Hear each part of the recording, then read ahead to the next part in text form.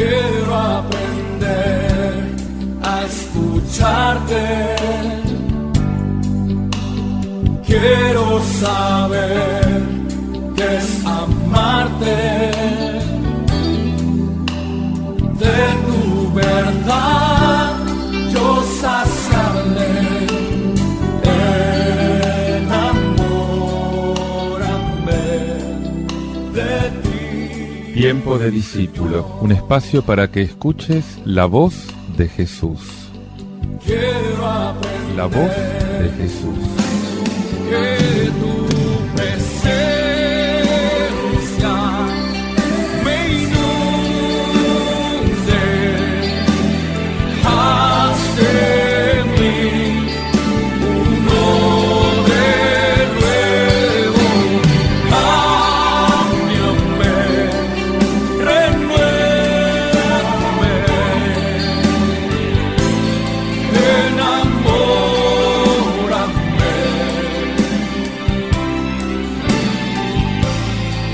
Enamórame de ti, Señor.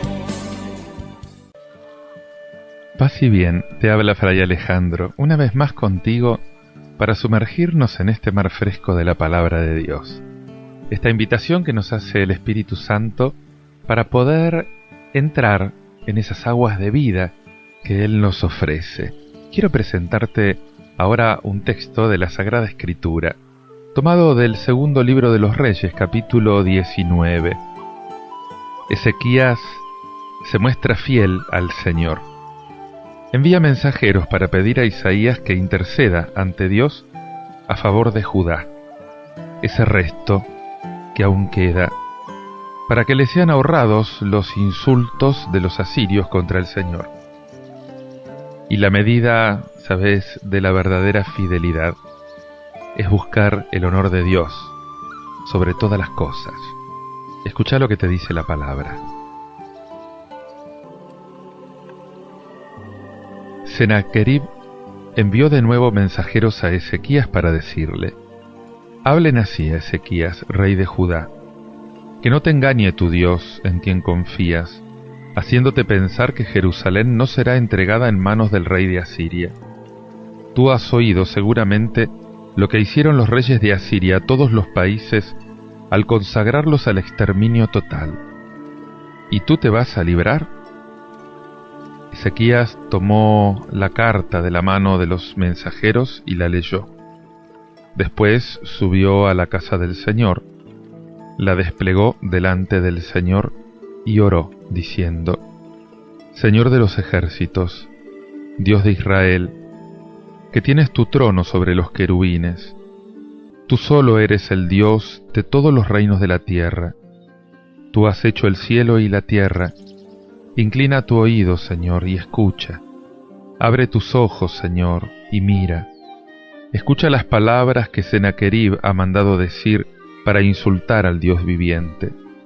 Es verdad, Señor, que los reyes de Asiria han arrasado todas las naciones y sus territorios.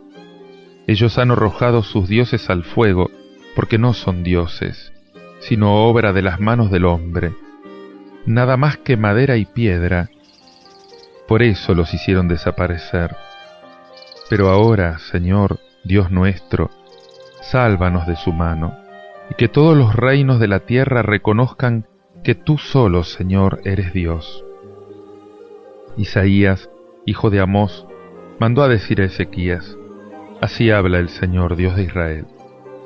Tú me has dirigido una súplica acerca de Sennacherib, rey de Asiria, y yo la he escuchado. Esta es la palabra que el Señor ha pronunciado contra él. Te desprecia, se burla de ti, la Virgen hija de Sión. A tus espaldas mueve la cabeza la hija de Jerusalén, porque de Jerusalén saldrá un resto, y del monte Sión algunos sobrevivientes. El celo del Señor de los ejércitos hará todo esto. Por eso, así habla el Señor acerca del rey de Asiria. Él no entrará en esta ciudad, ni le lanzará una flecha, no la enfrentará con el escudo, ni le levantará contra ella un terraplén. se volverá por el mismo camino sin entrar en esta ciudad, oráculo del Señor.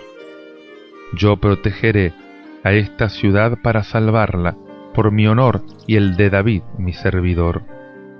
Aquella misma noche, el ángel del Señor salió e hirió en el campamento de los asirios a 185.000 hombres. Entonces Sennacherib, rey de Asiria, levantó el campamento, emprendió el regreso y se quedó en Nínive.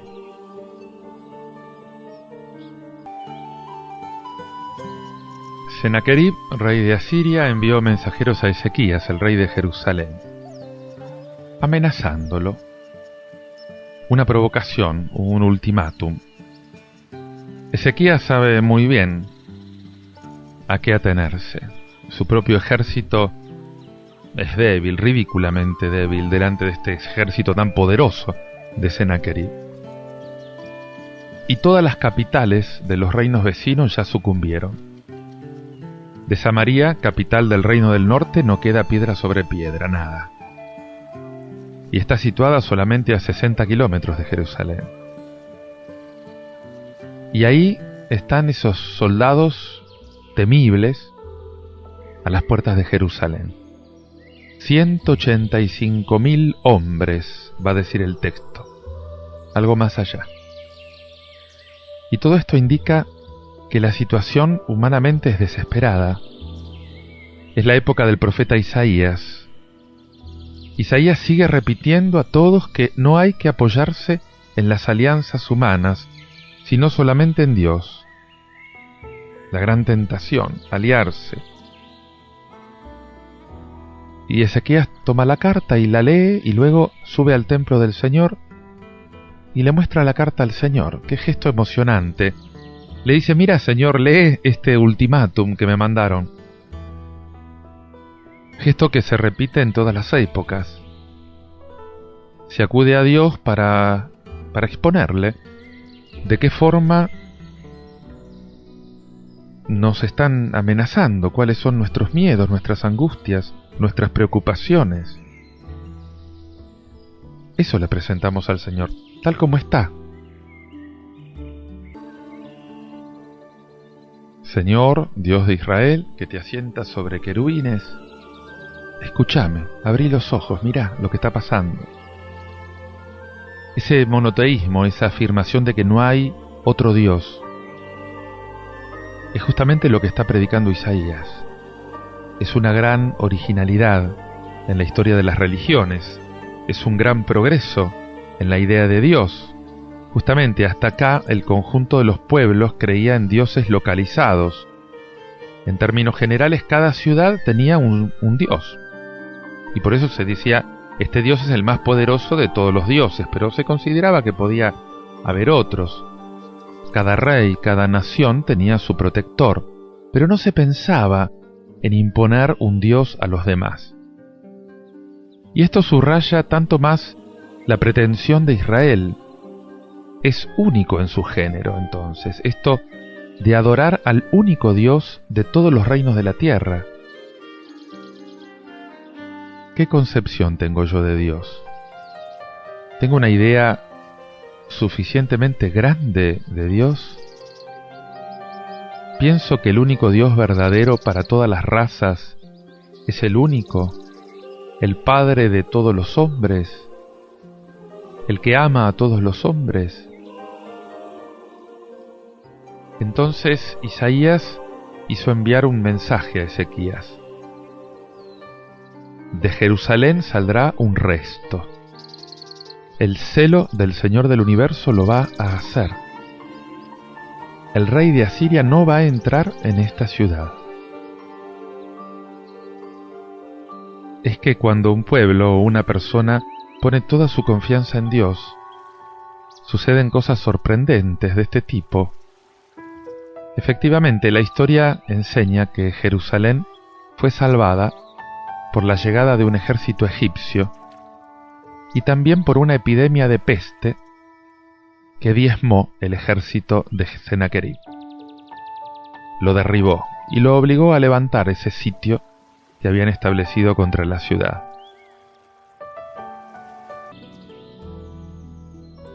Esa salvación inesperada fue interpretada como un signo del cielo.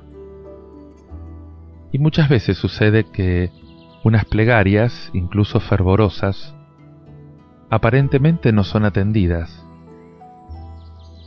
porque sigue siendo verdad que la fe, en su forma más pura, es un ponerse totalmente en las manos de Dios, sin ningún cálculo interesado.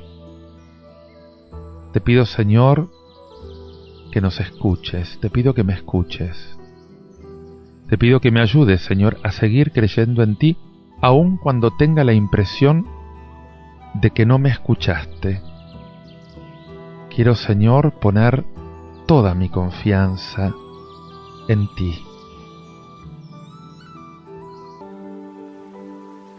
Te pido que continúes orando todo esto con este canto de Rubén Bosques y Johnny González. Hazlo por mí.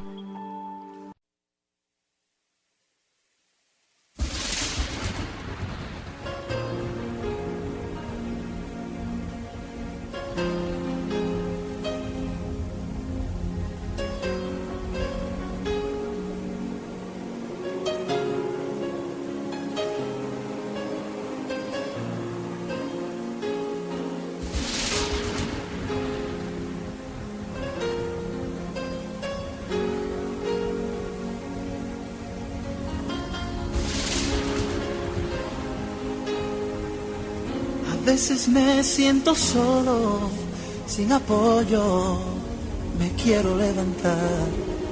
A veces día tras día hay heridas por la traición y la falsedad. A veces me encuentro llorando, desesperado, cuando la espalda me da. A veces no hay amigo y herido me quedo en soledad. Y en esos momentos Dios me dijo así. Dios me dijo así. Dios me dijo así. Si me lo hicieron a mí, cuánto mucho más a ti. Si a mí me maltrataron, me hirieron, me dejaron en el suelo por muerto. Pero si lo hice por ti, hazlo tú también por mí. A ti te han de maltratar, de herir, de dejar en el suelo por muerto. Pero es parte del proceso. Pero si lo hice por ti, hazlo tú también por mí.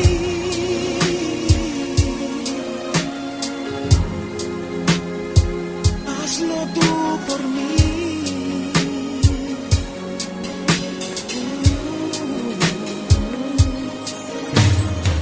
Aunque me siento afligido, no me ha vencido, pues el poder está en mí. Gracias le doy a Cristo, vivo tranquilo, pues Él es quien vive en mí. Y aunque se desate el infierno, no tengo miedo, pues la unción está sobre mí. Y en esos momentos Dios me dijo así. Me dijo así. Y Dios te dice a ti. Hicieron a mí, cuánto mucho más a ti. Si a mí me maltrataron, me hirieron, me dejaron en el suelo por muerto. Pero si lo hice por ti, hazlo tú también por mí. A ti te han de maltratar, de herir, de dejar en el suelo por muerto. Pero es parte del proceso. Pero si lo hice por ti, hazlo tú también por mí.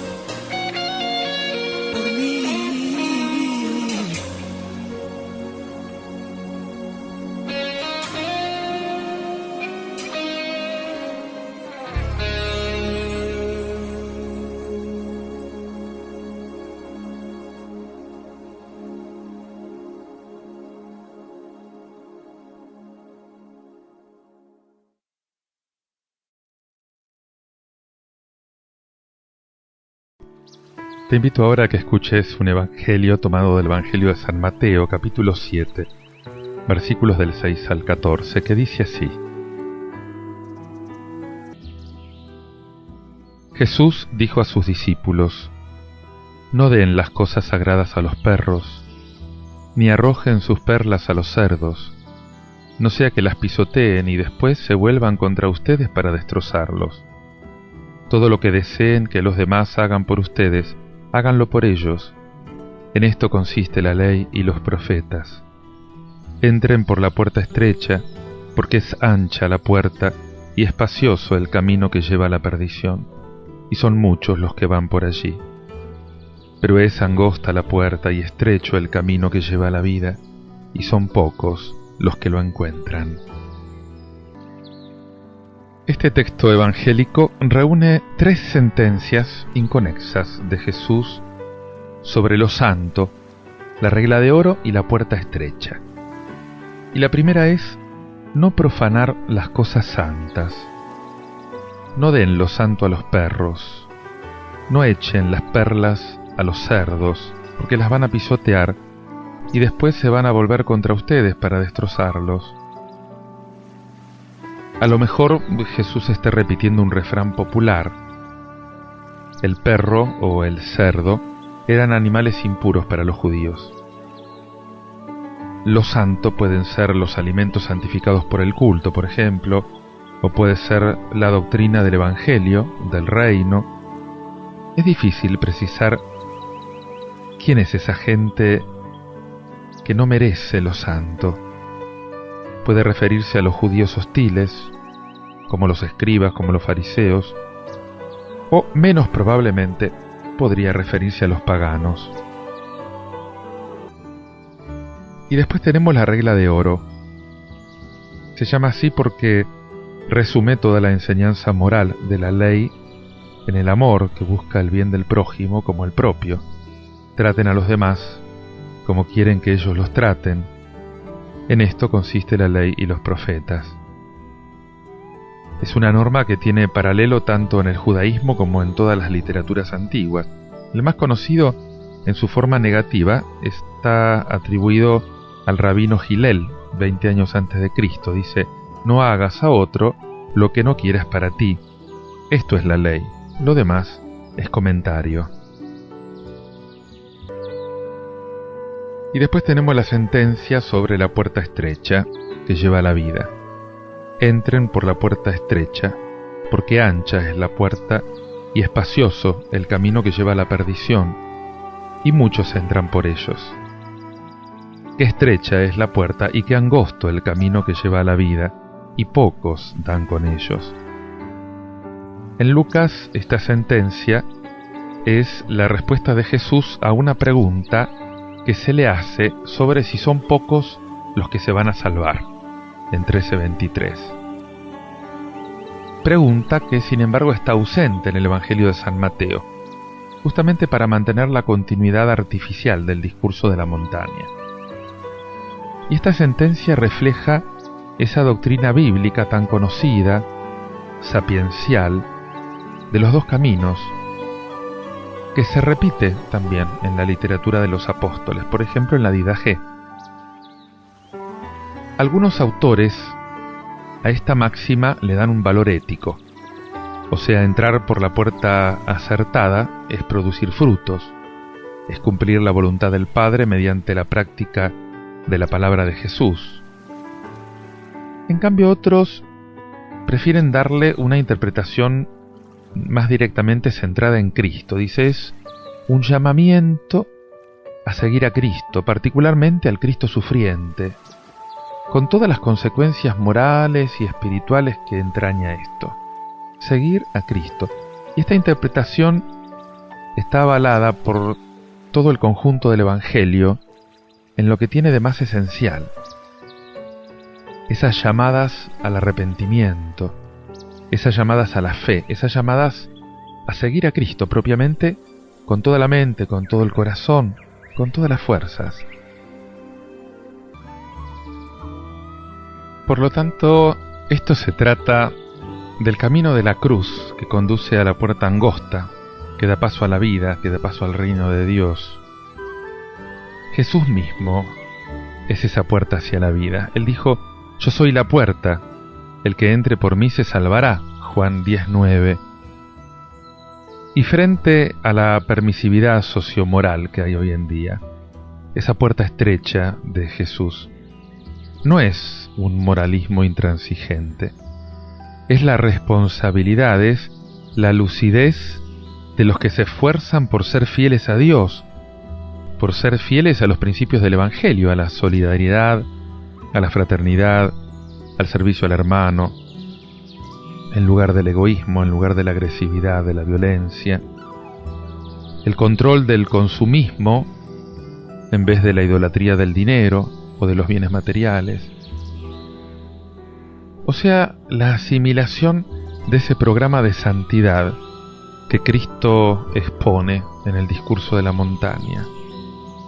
Y la obertura de este discurso, acordate, son las bienaventuranzas. Y el fundamento y la motivación es la santidad de Dios, ese Dios al que servimos. Sean perfectos, pide Jesús, como el Padre Celestial es perfecto. La llamada de Dios a la santidad es para todos. Es una vocación común. Pero también es una vocación diferenciada. Es universal, pero es pluralista. Hay que tender a la santidad cristiana y saber que esto no es algo facultativo, no es opcional. No está reservado solamente a algunos que consagran su vida a Dios y que son una especie de élite o de aristocracia espiritual, de cristianos de primera categoría frente a una masa común y silvestre. No, no es así. Todo discípulo de Cristo, cada uno según su estado, según su situación, según su carisma propio, cada uno está llamado a la santidad en cualquier condición social, en cualquier condición laboral, en el matrimonio, en la familia, en la vida consagrada, en el trabajo de la casa, en el trabajo de la oficina, en el hospital, en la enseñanza, en el taller mecánico, en el campo, detrás de un mostrador, detrás de una ventanilla o detrás de un volante. Todos estamos llamados a ser santos. Y la pregunta es, ¿y qué tengo que hacer para ser un cristiano santo? Nada espectacular. Tengo que amar, tengo que servir, tengo que glorificar a Dios en todas las circunstancias de la vida. Tengo que amar a mis hermanos como a mí mismo. Ahí se resume toda la ley de Cristo. Y Él fue un ejemplo consumado de esto. El camino, la puerta hacia la vida del reino de Dios. Ora conmigo.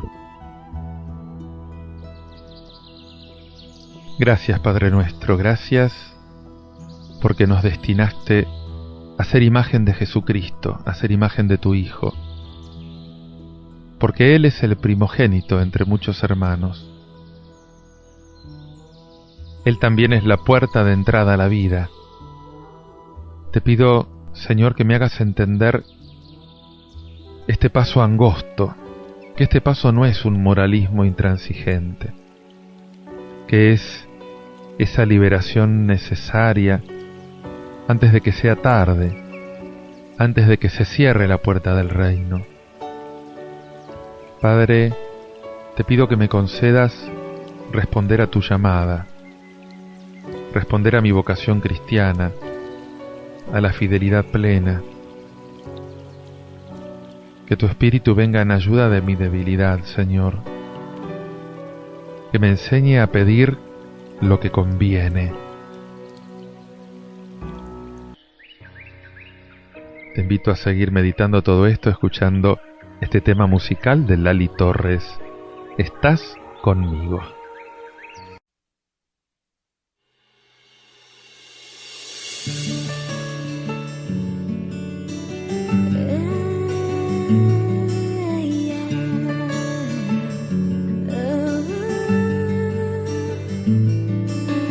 Tú, Señor, estás conmigo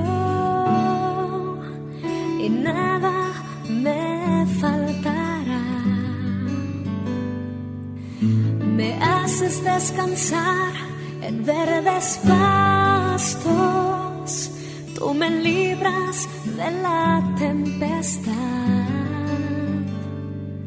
Y aunque pase por el más oscuro de los valles, no temeré mal alguno, porque tú, mi Dios, porque tú, Señor, estás conmigo.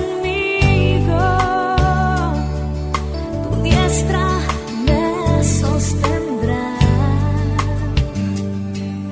Tu vara y tu callado me alientan cuando llega la tempestad.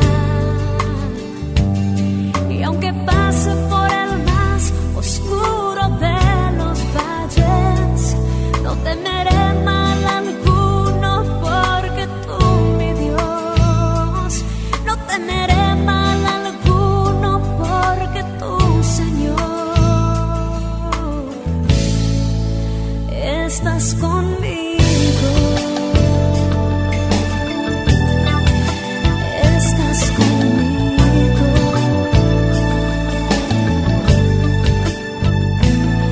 Porque tú, Señor, estás conmigo. En ti yo puedo confiar. Tu espíritu confortará mi alma en momentos de soledad. Y tu bondad y tu amor me acompañan hoy y siempre. Y viviré agradecida, porque tú, mi Dios, estás conmigo. Estás conmigo.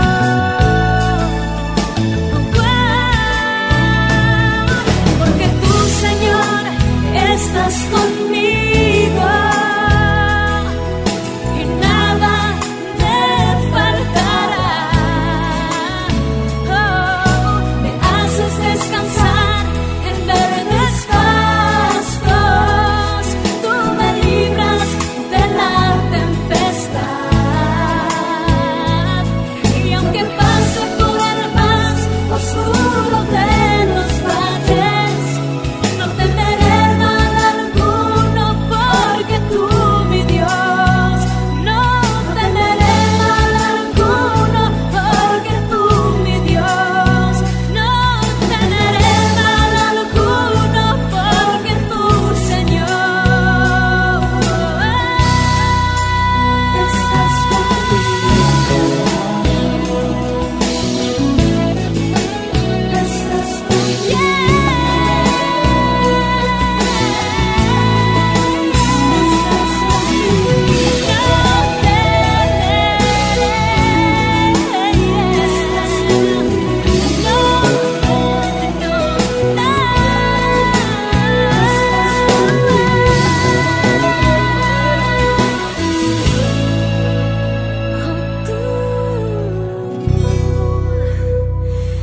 Estás conmigo.